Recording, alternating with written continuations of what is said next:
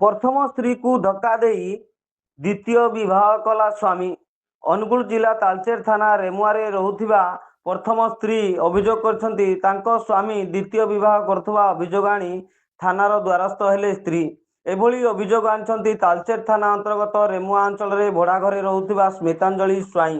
तांको स्वामी आज द्वितीय विवाह करने जाउथिबा खबर पाई तालचेर थानार द्वारस्थ होइछंती।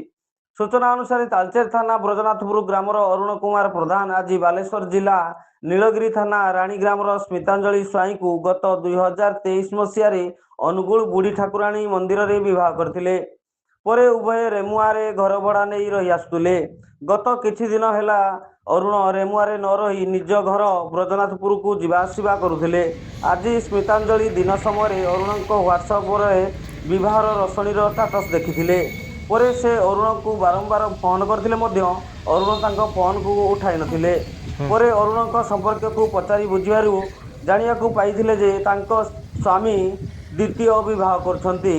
आज ढेंकानाल जिला परजंग थाना सरकिशोरपाल ग्राम में विवाह करने को रसणी नहीं जाउछंती, जहाकु नहीं से आज तालचेर थानार द्वारस्थ होइछंती।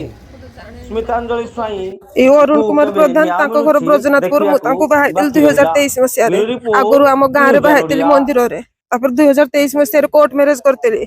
से आज सुनिबा को पाइली से आउ जगे आज बाहा होचंती। सेटा जक्का पाखरे बाहा होचंती। न्याय चाहूची म बाहागर 2023 मसिया रे हितला। परिवार स्वीकृति समस्त मो बापा माँ